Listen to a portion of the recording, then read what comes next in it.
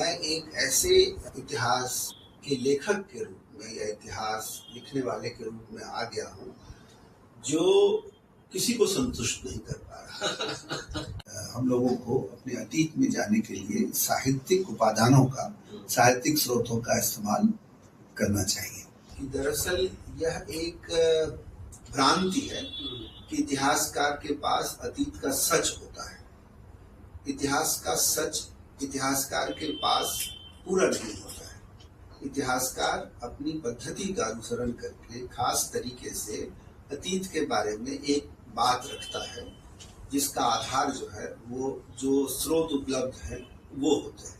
वो सिर्फ और सिर्फ जो हुआ और होने के बाद अपना प्रमाण छोड़ गया वही अतीत नहीं है, बल्कि जो कुछ हुआ होगा उसके संकेत जहाँ जहाँ हमको मिलते हैं उनको भी हम उस जो हुए का वृत्तांत है उसके साथ जोड़ सकें, इसकी कोशिश करनी चाहिए। उस स्पिरिट को समझना चाहिए जिस स्पिरिट ने नेशनल मूवमेंट में भाग लेने के लिए लोगों को प्रेरित किया।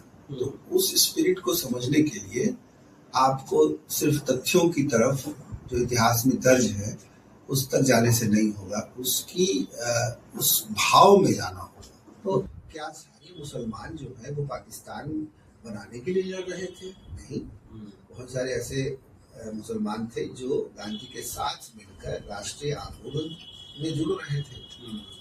तो उन सारे लोगों के लिए राष्ट्र का क्या मतलब होता था? मैं वामपंथी हूँ या नहीं, ये एक दूसरा प्रश्न है, लेकिन मूल प्रश्न है कि क्या मैं इतिहासकार के दायित्व का पालन कर रहा हूँ या नहीं कर रहा हूँ।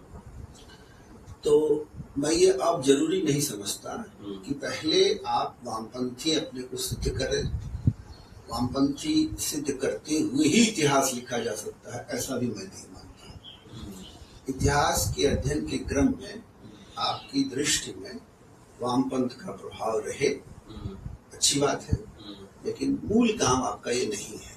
मूल काम है जिस विषय पर आपका अध्ययन कर रहे हैं उस अध्ययन से संबंधित जो स्रोत आपके पास उपलब्ध है उसकी आप व्याख्या करें और उस व्याख्या में अपनी दृष्टि का समावेश करें, लेकिन अपनी दृष्टि को आरोपित न करें। जिन किताबों को मैंने यहाँ रखा है वो सारी चीजें उस समय लिखी गई जो कांग्रेस का शासन था। इसलिए ऐसा कोई नहीं कह सकता कि ये मैं पहली बार अपनी तरफ से कह रहा हूँ कि 40 के दशक में ये जो आजादी की लड़ाई थी वो ट्रांसफर ऑफ पावर में कैसे बदल गई और कैसे ट्रांसफर ऑफ पावर के बाद वे शक्तियां जो दरअसल राष्ट्रीय आंदोलन के साथ खड़ी नहीं थी उस तरह से, वो राष्ट्रीय आंदोलन के एक हिस्से के साथ समझौता करके पूरी ताकत अपने हाथ में लेने में सफल हो गई। और ऐसा कोई समय नहीं आया है जहां धर्म को किनारे करके राष्ट्र निर्माण की बात की जा सके। 1910 में 1915 में भी आपको याद हो लखनऊ पैक्ट जब हुआ था तो इसी विश्वास के साथ हुआ था ना कि हम दोनों साथ रह सकते हैं।